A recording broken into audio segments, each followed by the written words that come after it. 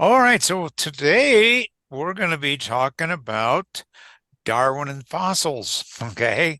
And basically, what we're going to be able to see is that the fossil record does not support evolution at all.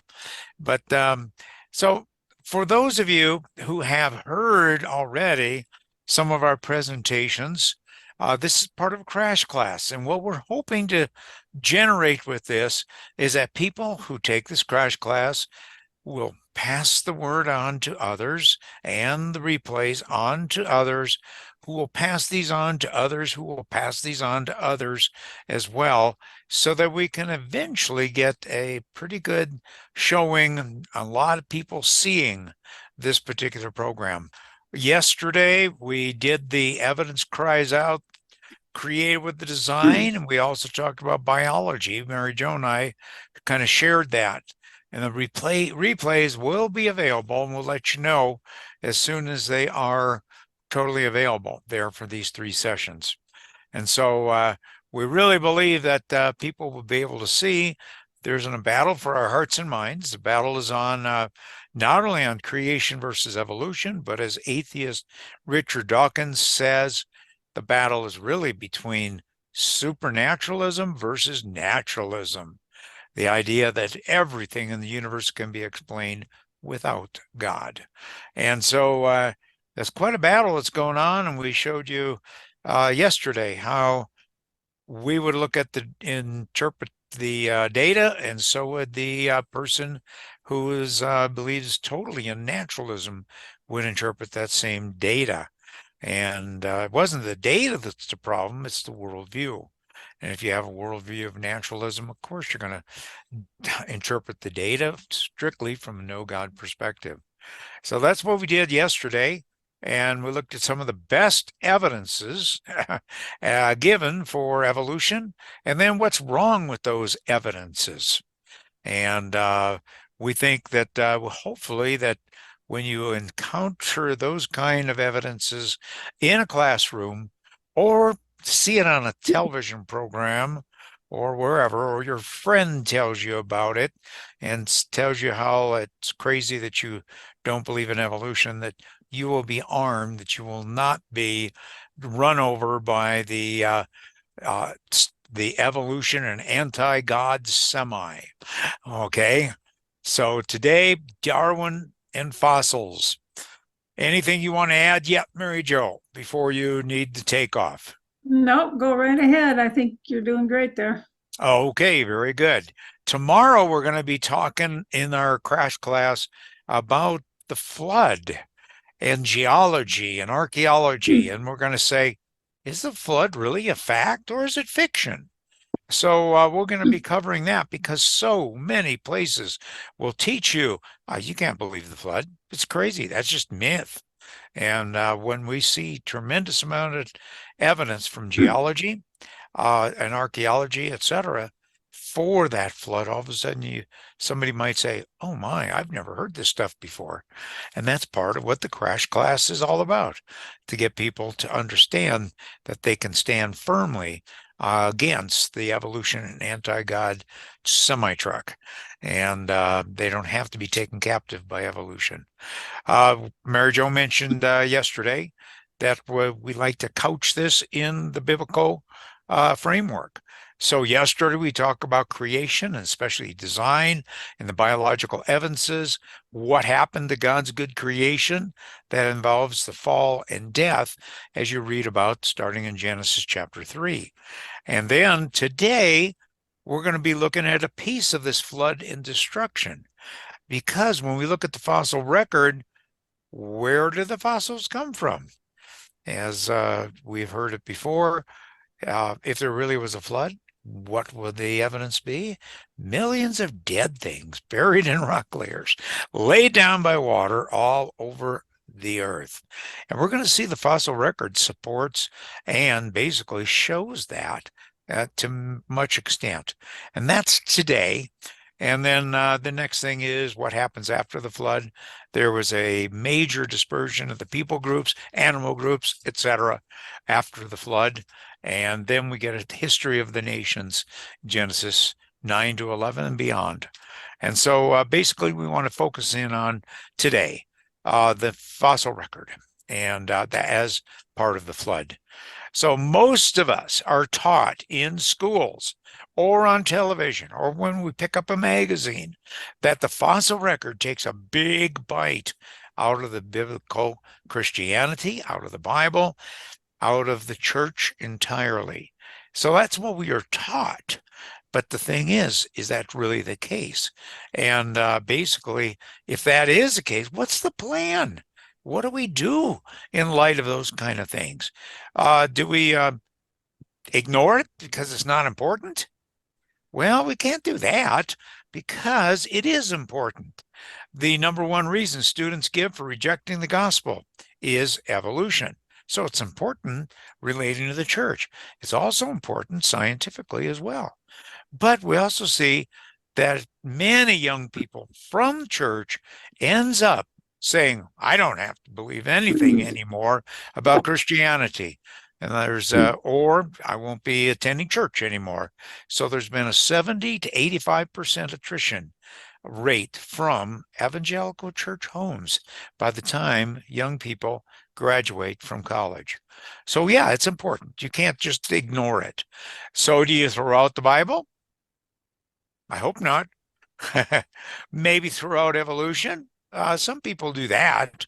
Okay, so basically, when we look at that and say, all right, what would be the best thing? Is there a compromise that we ought to make, like theistic evolution or the gap theory, which we're not going to be talking about today, but some of you have heard about? And no, what we really should do right now is be able to research the evidence. Okay, let's see what the evidence actually says. And that's what we're going to do right now.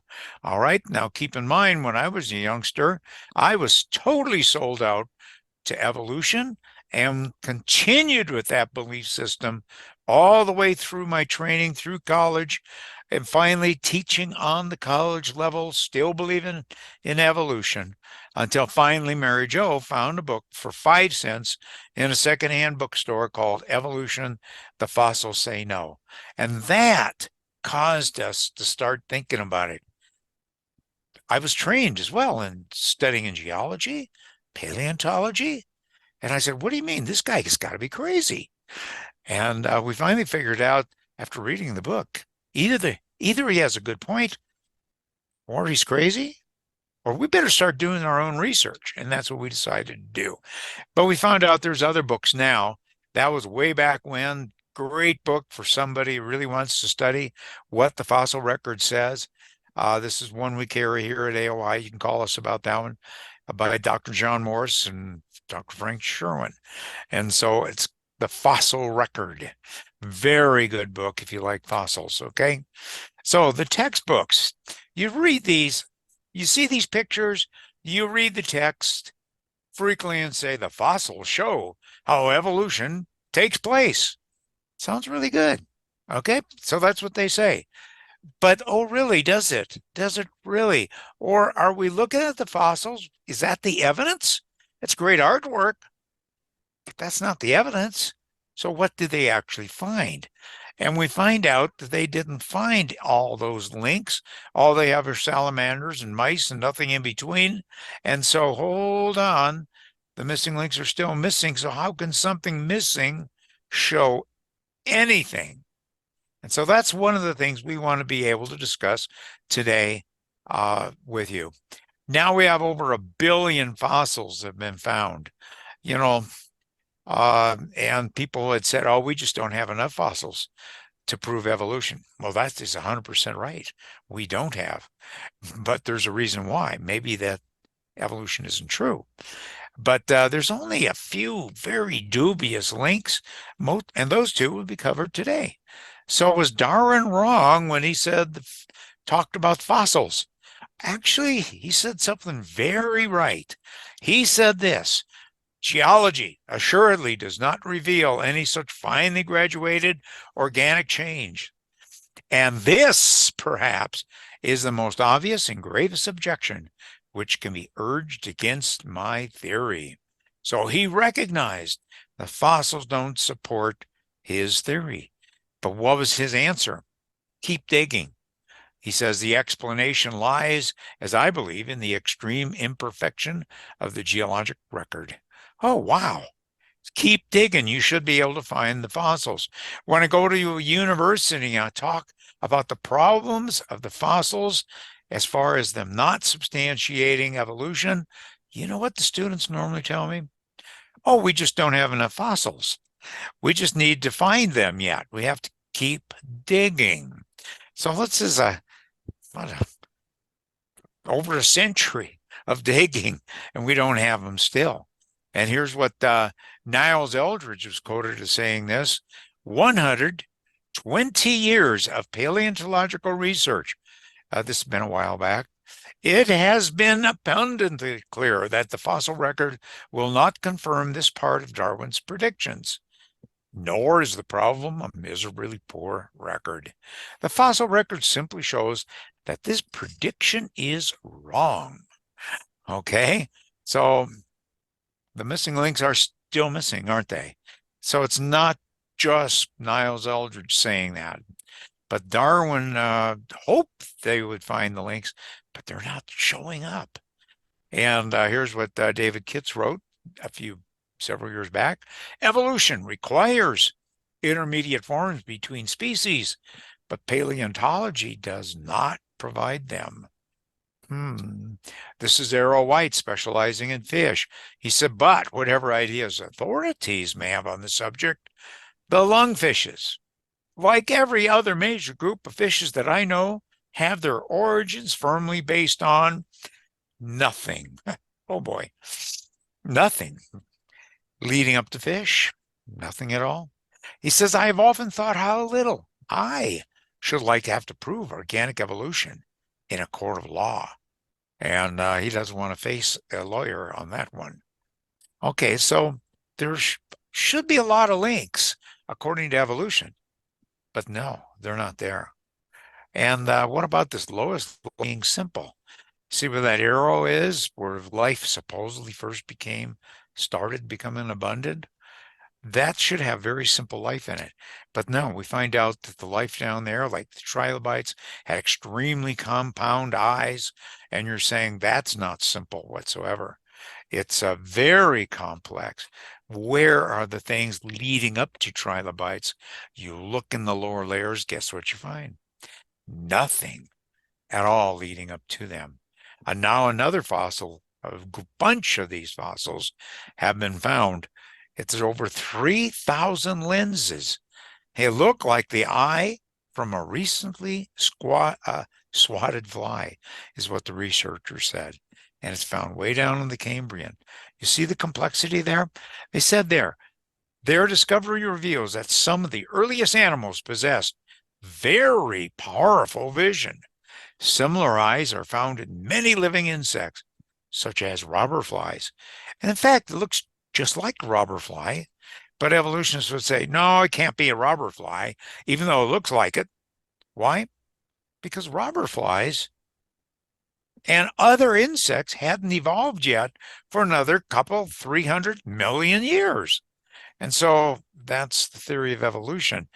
And this may go at odds against that. Okay, so the lowest life being simple? Not really, not at all. And then we have this idea that we have a constant change, okay, and the lowest life being simple. This is a Denver Museum exhibit here. It's talking about the Cambrian explosion, and they said 545 million, I call them evolutionary, years ago. They needed the time. I don't, of God's creator. There was an explosion of life, and all the different body shapes and plans popped into existence. And when I saw that, I said, whoa, what do you mean? Popped into existence. That doesn't sound at all like slow and gradual evolutionary change, does it? So that goes against that. This is called the Cambrian explosion, even by the secular paleontologist. Okay, so I said things aren't changing very much. Here's a modern version of a shell that you can find from the fossil record way back when, supposedly. No changes. Sassafras leaf, no change over millions and millions of years. Pine cones are still pine cones. Dragonflies are still dragonflies after supposedly 140 million evolutionary years. There's a problem. They found a amber that had a bug in it. Interesting. We have the same bug today. And so unchanged. And this is supposedly of the age of the dinosaurs. When you study fossil insects, guess what they are? Insects we have today. And so the fossil record of insects sure does support special creation, doesn't it? Okay, insects have always been insects. This is a Denver Museum display. It says the first sharks evolved 450 million evolutionary years ago. But then they said this, sharks have changed very little over the years. See, they would be expecting a lot more change, but they're not willing to throw out their idea of 450 million years. But maybe that's what they should be throwing out there. Now they have found a shark still living, reported here. And the interesting about that shark, it's unchanged from its fossil counterpart, supposedly 450 million years ago. And so, yeah, if evolution is true, you would expect to see much more change than what you're seeing. A fish has been found in the lower Cambrian.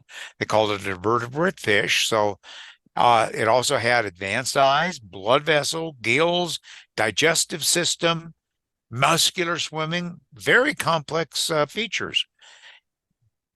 Sounded like a fish. A fish way down in the Cambrian. It hasn't really changed from the flatfish we have today in the ocean.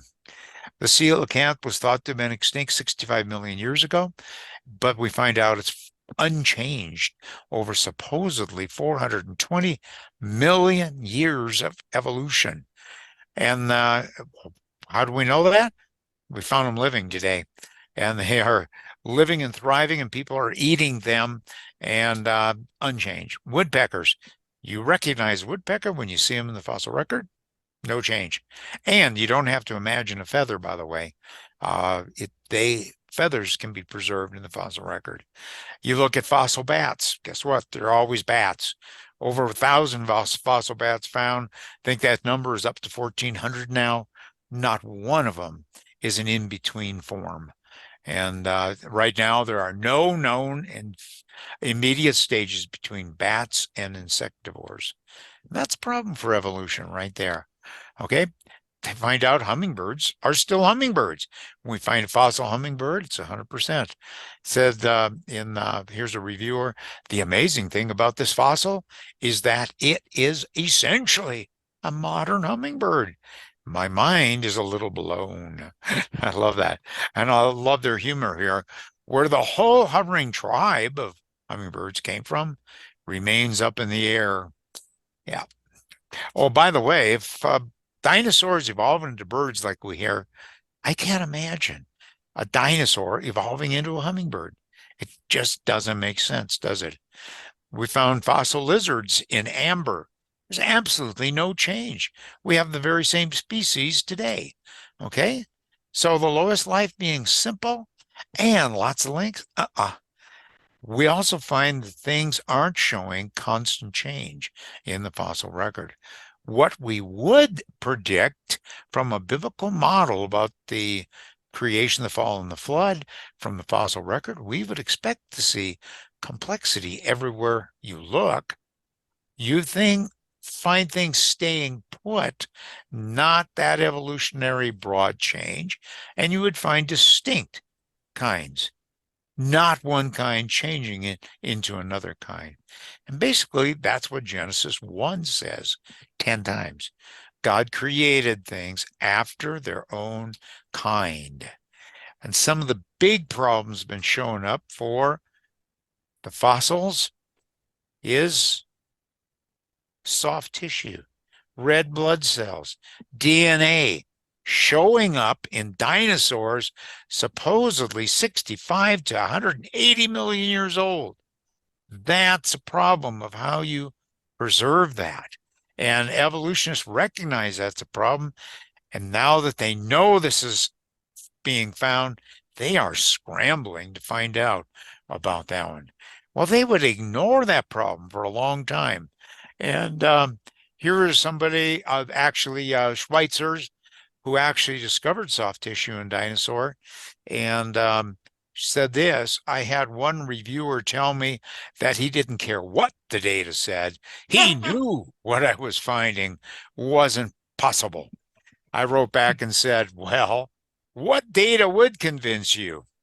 He said, none. Okay. This is interesting. Soft tissue and dinosaur bone. He had no explanation except he wouldn't accept it, period.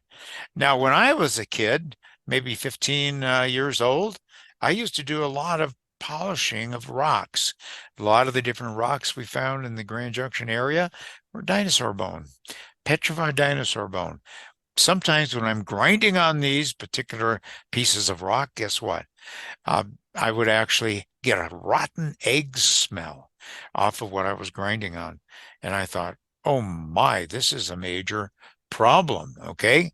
Major problem here. No, I didn't think that. I just didn't like it at all with the smell, but I didn't realize the significance of it.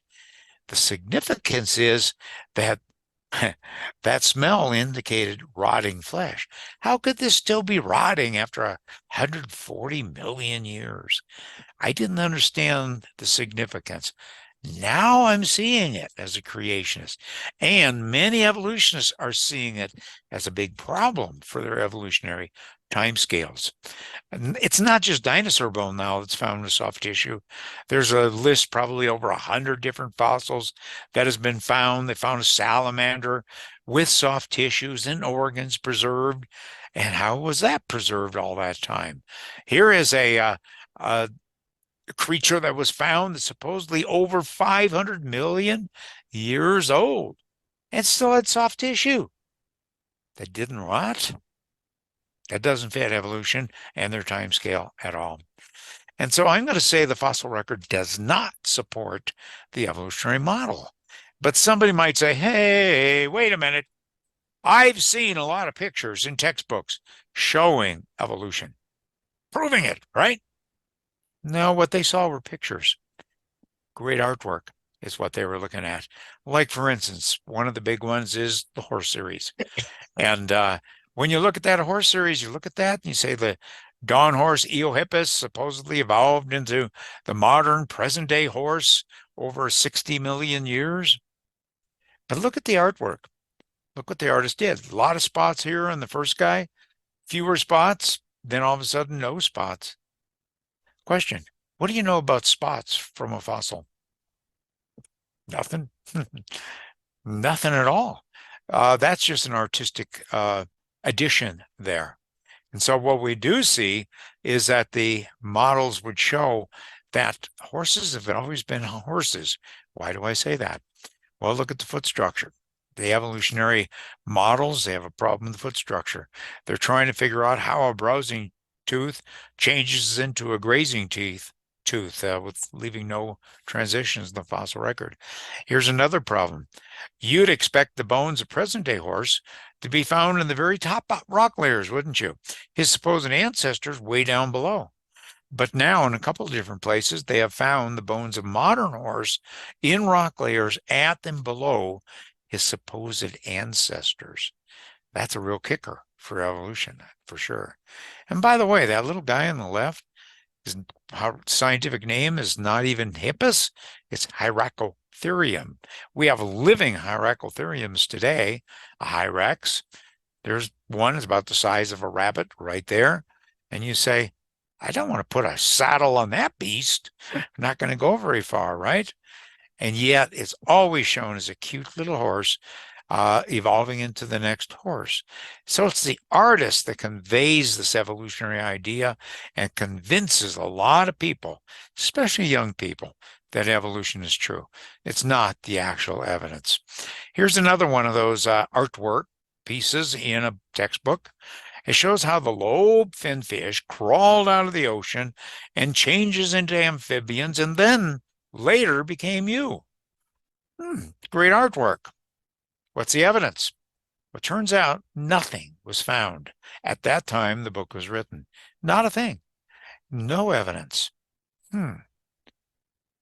Well, my question is, here's the caption in the book: transitional forms or missing links show how the process of evolution took place. How can something missing that's never been found show anything? So young people might have missed that. And just like I probably would have missed it when I was in elementary school. Uh, Now they have something they claim is a ancestor from fish to amphibian, and look at Tiktaalik, found clear north of Canada. They said they has thick wrist bones, neck and shoulders, and thick ribs of a four-legged vertebrae. Why do you think they would call them wrist bones when they were actually a fin? Unless somebody's getting a little extra mileage out of trying to prove evolution by doing so. And so this one was actually used in a debate against creationist Ken Ham, but good old Bill Nye, the science guy. But you know what? Even before Bill Nye used that against Ken Ham, this was already dismissed because they found in Poland another fossil, but this was much older than the Tiktaalik. It was a trackway of four-footed creatures walking along on a muddy shore and leaving all kinds of prints. But the problem was the prints were of a four-footed creature. So we have four-footed creatures long time before we have supposedly the guy that's going to evolve into them. And so I like what they said. We thought we'd pinned down the origin of limb tetrapods. We have to rethink the whole thing. So that's really good that they admit it there, but they do have to rethink the whole thing there. According to evolution, that dog-like creature, Cynonyx, somehow evolved into a humpback whale. Now you say, that's crazy. Nobody would teach that. Oh, yeah, they sure do. That's actually in some of the books from Harvard University, but it's also right here. This is a fourth grade unit lesson on evolution. Right there. Wait a minute. It shows the lineup. It shows how one thing changed into something else, changes something completely different, finally becoming a whale. So they must have the evidence, right? Well, no, not really. They don't have. Let's look at the first guy, that dog-like creature, the first one in the lineup. What's the evidence for him? Well, all they had was a couple of teeth and a small patch of the jaw. That's it. No other bones at that time. And from that, they get that wonderful drawing. How do they do that? It's called bias. They're anticipating that something's going to turn into something else. They imagine what the links would look like. That's what comes in to the textbooks. This is on the front cover of Science magazine in 1983. Wow, look at that. Great artwork. What's the evidence for that half whale, half land animal? Turns out all they had were two small pieces of a jaw and one bone at the back of the head. Nothing else when that discovery was made. And there's no legs, no tail, no backbone. So how could that little bit of information get that great artwork? So that's a real problem. So ask that question, what's the evidence, right? Now they have more evidence for that Pakicetus guy, and they think this is what he looked like. Again, it's still artwork, but which is the correct model, the 1983 one or the 2004 model? You don't know. Next one up on the line, Ambulocetus. Wow, look at that. Great artwork. Look at those pictures there. So what's the evidence? And a lot of people say, well, they give you the evidence right here. Here's the whole skeleton. They're showing it to you in the museum. Problem? That isn't what they found. No, it isn't. What's the evidence for even the bones that they're showing you? Remember what was going to take the bite out of the Bible or out of the church? Ambulocetus skull. You think they found the whole thing. Well, this is the reconstruction of the skull that was sent to museums and even schools around the country. So you think they had the whole thing, but they didn't. In fact, in a videotape, the founder of this one actually admits they didn't have all that much. And you see the skull there, only the portions of the skull that are dark in color, kind of brownish color, is what was found. Everything is kind of a silver gray, was never found. That includes the entire lower jaw and all those teeth and the entire section where the red arrow is, where the blowhole would be. That would possibly indicate this was a whale-like creature, to call it a cetus. Okay, scientific name. Huh. That's not enough evidence. Continue a little bit further. We find out they didn't have that much evidence for that entire skeleton, did they? So even when you go to the museum, they show you evidence, you still have to ask the question, what was really found? Frequently, they'll put it in two different colors so you can actually see what they found, what they didn't find. But some of the fossils, they don't do that with. But you still have to ask, what's the evidence? And so enough of that one, okay? Now they have a new discovery here. Do you see where the circle is, the red circle? Those are little tiny bones. And they said, oh, what are those bones? Oh, those are leftovers or vestigial legs. Well, they don't look like that at all, but they say, well, that's all that's left over from them. But it turns out that researchers been doing a lot of study on it, and they finally, from Stanford University, now keep in mind that is not a, no, wait a minute, hold on. That is not definitely an organization that is a creationist-based organization, is it? All right. That is actually University of Southern California. I had to look at that. University of Southern California. Wait a minute. It says vital function found. Researchers turn a long accepted evolutionary assumption on its head. They thought it was leftover legs. Guess what? They're not legs. They're very important in reproduction. So enough of that. Did dinosaurs evolve into birds?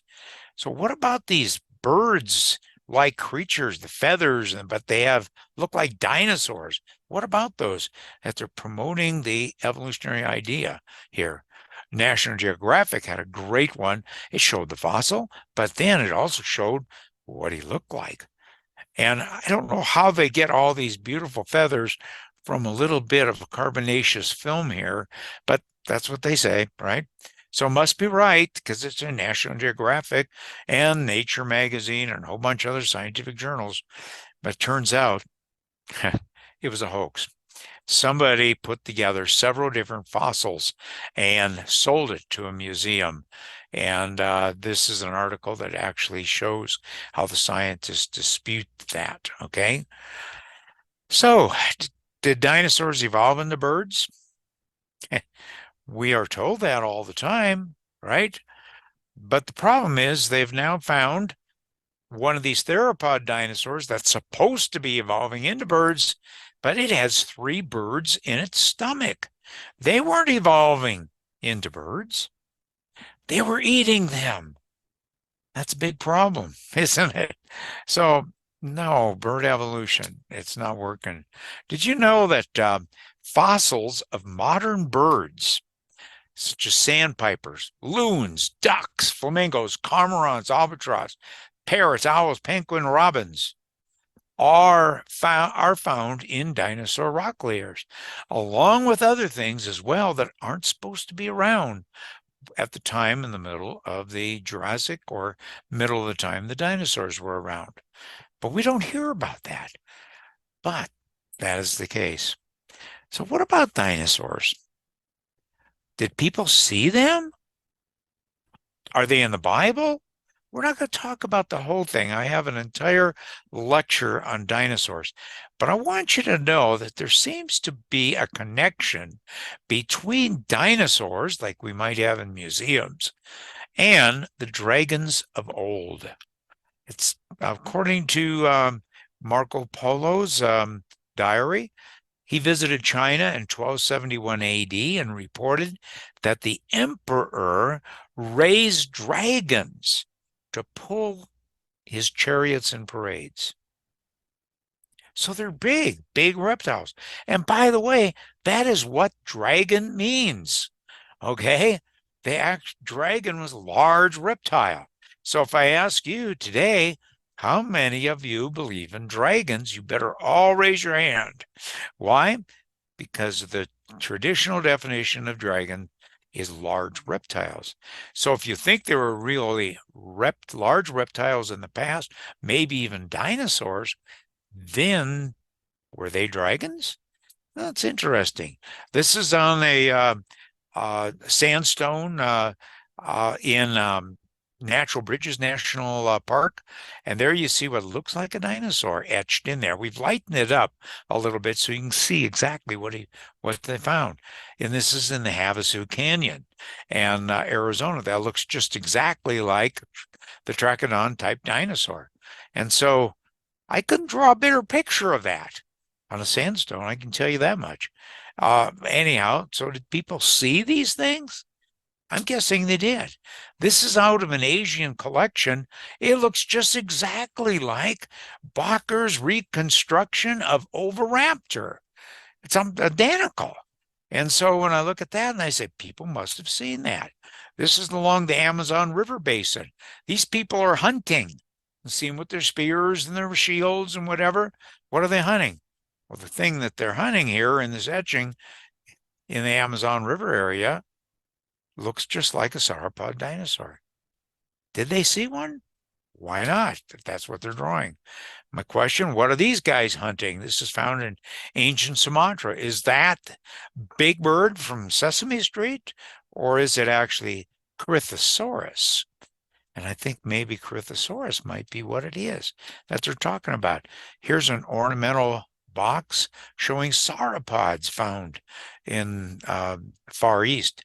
Anyhow, wait a minute. Sauropod dinosaurs? They look identical to what we might have in the museums for some of the big old dinosaurs like Behemoth. Okay, Mesopotamian cylinder, 3300 BC, supposedly. Those things that they are making on this metal thing look exactly like this dinosaur that we have in the museums. I think people saw them. This is actually from a temple in Cambodia, over 1,000 years old. And when you look at this picture next to the head there, you find out it looks like a stegosaurus. So, what were the people looking at in the jungles in Cambodia 1,000 years ago? A dinosaur, possibly likely. And not only that, they find figurines in Mexico and artifacts in Mexico, basically showing stegosauruses, people fighting with these creatures and pterodactyls. Of course, that guy is not doing too well with that battle. I can tell you that. Okay, in Bishop Bell's tomb that was found, he died in 1496, and we find this brass engraving around the tomb, and here's a portion of it showing dinosaurs look just like that guy. Again, they must have seen them. Okay, now here's a big problem for evolution. Um, this is a Stanford University fossil historian. And she's going to give a lecture here. One of the things she's talking about is the dinosaur dragon connection. And here's what the publication said regarding that. It says dinosaurs and dragons. Oh my. Stanford fossil historian links dinosaur bones to mythological creatures. Well, one of the things they found was a fossil called Dracorex, and it had all kinds of horns. These are just the core part of the horn. What kind of creature was that? Well, it looks exactly like what they said in the article. The skull looks strangely familiar to anyone who has studied dragons. Dracorex has a remarkable resemblance to the dragons of ancient China, and medieval Europe. Adrian Mayer. They thought she was crazy, but look at it. It looks just like that, uh, like a dragon here. And in fact, we have a book that actually has Dracorex on it, and that's what gave him the name of this fossil because it's so much look like Dracorex. You'll see that in a photo a little bit later. But Dracorex. You know what people have said about this? And they found out the dragon legends and how it connects with this fossil. They said the people must have seen the bones of Dracorex. And that's what gave all of these myths about dragons. There's a problem, though. Where were the drawings made? Europe and China. Where was Dracorex found? North Dakota in the United States. It's a long ways in between there, okay? So what happened to these creatures? Well, here's a one of the artistic plates reproduction of St. George killing a dragon. It became the in thing to kill a dragon. And so if it was the in thing to kill a dragon, you got fame because you did it, then let's go kill a dinosaur. Because I think dinosaurs and dragons were much the same thing. All right, there's Dracorex, by the way. When you look at that, this is the quote mythological pictures of Dracorex. But as you can see, the skull would give you horns. Those the little nubbins would give you the horns that you're seeing. Wow, a very good book that you might want to get for your family there on dragons, legends, and lore of dinosaurs. It's a fun book, not only for kids, but adults love this one too. Other very important resources on dinosaurs would be Guide to Dinosaurs. ICR put that one out, and really a good book. It also makes dinosaur dragon connection. And then there's a documentary DVD you might be interested in. That particular DVD, Dragons, Dinosaurs, it basically documents many of the pictures that I showed you, plus more, showing that the peoples around the world have seen what apparently are dinosaur-like creatures, and they called them dragons. All right. This is one that looks like it's just for kids. Guess what? It's got adult information in it as well as kids. And this is a great book for all ages. So the kids love it, but they're not getting fluff. They're getting something that's actually true and actually can be verified scientifically. Well, we see a lot of artwork out there. What about human evolution? Human evolution, what's actually found? You go to their museum, and what do you see? Ah, great artwork, Uncle Harry right there. And so, what's the evidence for him? So, those are the questions we would ask. And they didn't have much evidence for that one. Here's a textbook they put and shows how the monkey eventually changes into a man over supposedly somewhere around 8 million years. Okay. Wow, look at that. They must have all those fossils, right? Well, let's look at the guy there in the lower left. What was the evidence for him? They have the whole skeleton, or right? No. All they had was the skull cap, nothing else, no other bones at the time these art drawings were made. And so just the skull cap, is that enough evidence to get that great artwork? Of course not. So make sure you ask that question. Okay, second graders, this is a book that was used, Grand Junction. What would you ask when you see this picture? What's the evidence, right? What's the evidence? Well, all they had were two small shreds of a jaw. From that, they got Mr. Rhampithecus on the one page and the rest of the family on the next page. You see how people who really believe in evolution kind of stretch the evidence? but they don't know they're doing that probably because they just think they have all the evidence to support the claim.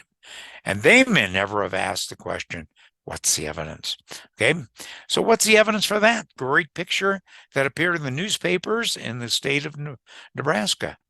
Great artwork, right? Well, all they had was one tooth. I like to say one tooth, the whole tooth, but nothing but the tooth. And so what's the evidence for that? That's all. That's all they had. And it turned out that tooth didn't even belong to a man, it belonged to a pig. And so again, you can make big mistakes when you take too little evidence and blow it up out of proportion. Piltdown Man was nothing but a hoax, and somebody took the jaw of an ape, filed on the teeth, put it together with a skull of a modern man, piece of a skull, and then colored everything really nicely. And it looks like they hid it for a scientist to find. And eventually they found it and they came up with Piltdown Man, a deliberate hoax. You know, that was near the turn of the century of 1900. And they say, huh, did they really believe that back then? Oh, yeah. This stood for as proof for human evolution for close to 100 years. Okay, close to 100 years. And it was only 30 years after they found it that they realized it was a hoax. But for another 50, 60, 70 years, it was still in books and in museums as well. So once you get something in a textbook, it's hard to get it out. What about Lucy? You see the skeleton, you see the reconstructions. Wait a minute. How did they get that gorgeous face for Lucy? They didn't have that, did they? All he had a couple scraps of the skull. Oh, wait a minute. Look at the hands. It shows hands and feet. But the actual find didn't have any. So you see, they've actually added a few things, added artwork to it, and included that to make it look like a good evolutionary transition here. So that's Lucy. A lot of people didn't know it when Lucy was actually discovered. There was a knee joint that people say, oh, this proves Lucy walked upright. Problem. The knee joint was not found, the one that they showed in textbooks, was not found with the rest of the skeleton. It was found about 2 to 3 kilometers, say 2 miles, and be close enough, away from the rest of the bones. So that's a real problem. Why did you put them together? Dr. Johansen, who found this, said, well, they were similar. Similar doesn't mean that it's true. Okay, not at all. Okay, so because it's similar, they put together skull pieces of skull from various localities, and they show you, oh, here's what this particular creature must have looked like. It says in this particular textbook, Tim White made this reconstruction of Afarensis skull. That's Lucy and friends, using parts of not one, not two, but several individuals. And then the section at the back of the skull is a crushed cranium mentioned in the text. It contains 107 separate pieces. What that means, you put it together however you want it, I'm sure. But again, something found here, something found there, put together to get a composite. Here's another one. Here's a Time magazine article. It shows a toe bone. Now it's associated that toe bone with a bunch of scraps of a skull. And they said this toe bone proves the creature walked on 2 legs. The problem is the toe bone was found about 10 miles away from the rest of the skeleton, and not even in the same layers. It was separated by many, many layers.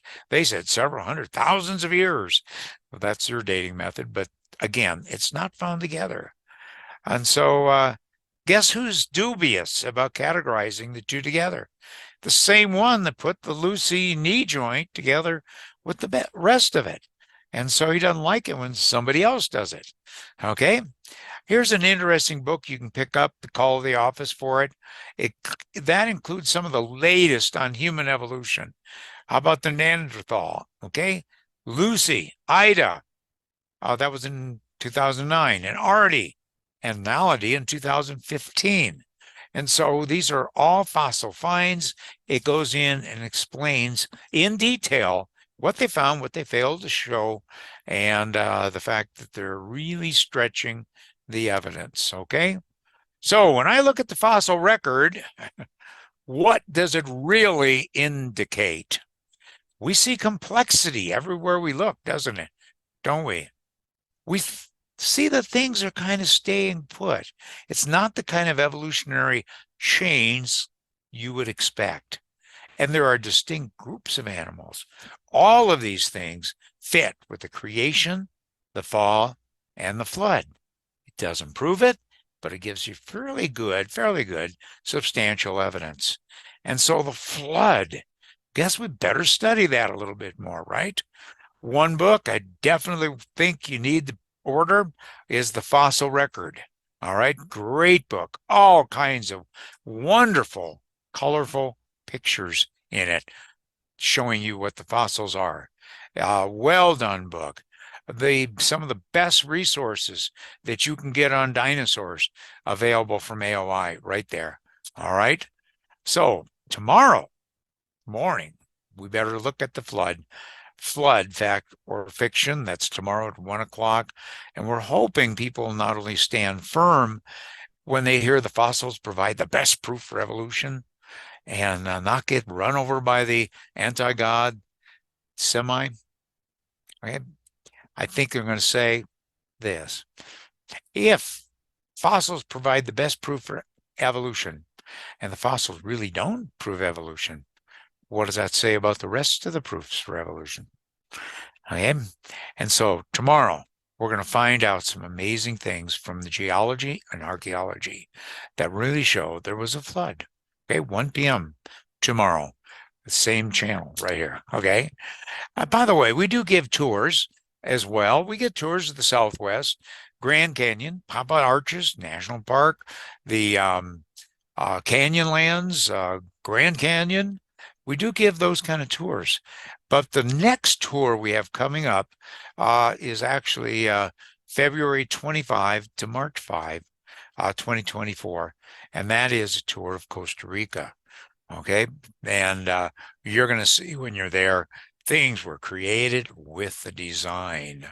And so it's wonderful evidence is there. Okay. And so we hope you can come with us and discover creation with us so you can worship your creator even more so. So that's some of the things there. We give Yellowstone tours, creation tours in 2024. If you happen to, we haven't set the dates yet. One's going to be in June, we believe, and one in end of August. So mark your calendars, block out some time, and probably around Father's Day in June. And so basically come to one of these tours. You can get a lot of extra material there for your family. And so it's not just for individuals, not just for adults, but you can bring the whole family. They love it there. Right? If you just happen to be able to jump on it right now, Brian Mariani is going to be giving a tour this weekend, I believe, of Dinosaur Ridge. They're just outside of Denver. Okay. He's going to be doing that. I think they also are going to go down over to near Colorado Springs, near Florissant, for the Florissant fossil beds too. So if you want, just call the office. Brian can give you some information on that. That's coming up very quickly this weekend. All right. So more information on a lot of the things is AOI discovercreation.org. You can email AOI at discovercreation.org. You can call the office 970-523-9943 and go to our website. And when you're there, you can see resources for your entire family. It's got a kids section, a good store of the books, or you can call and get specific books. And but then the blue arrow there is pointing to the donate button. And so if you find these presentations helpful, or you want to support AOI's ministry as we go to teach youth, college students, adults around the country, please support the ministry of AOI. That would be very much appreciated. So go to our website to get a lot of this information. And there are literally hundreds and hundreds of articles. And there's a search function that you can search for certain things, find it on our website. And if we don't have it, you can go to the bottom and guess what you find? Other web connections to several other good, solid creation organizations. And so Costa Rica, again, February 25 to March 5. Yellowstone, June and August of 2024. So we do have a DVD set, and for you guys, $35 only for 12 different programs on 6 DVDs in a case, and plus a 75-page full color guide. And so remember some of the extra material. This is a great resource for your family.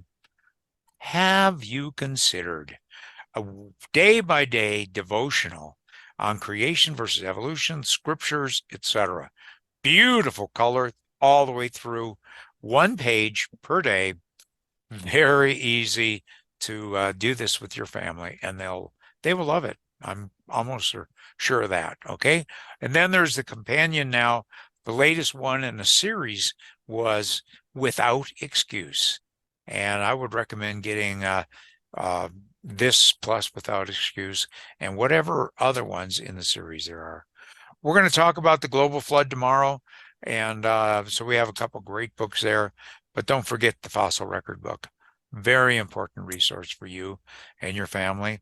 Would you like to go on a tour? The Grand Canyon, Bryce? There are tour books. We didn't write these, but and Yellowstone. Right now, we have an app on our phone for Colorado National Monument and for Yellowstone National Park. Very detailed, very comprehensive. It's free if you get online, and you can go do it or download it from your app store. All right. So God bless you. Thank you so much for listening. We're going to take some questions and answers now. Okay. There was one question in the chat. Said, I thought feathers couldn't fossilize. Are there lots of evidences for feathers in the fossil record? Yes, feathers can fossilize, okay? And you can see them in the fossil record, but you have to have enough very fine silt, clay-like deposits in order for them to be preserved, okay? But yes, you can see the feathers, feather imprints, etc. And so you'll know if something wore feathers, all right? Even we find reptilian skin as well, that is perfectly preserved in the fossil record. You know what that tells us? It was buried and buried very rapidly. It didn't sit there for millions and millions of years.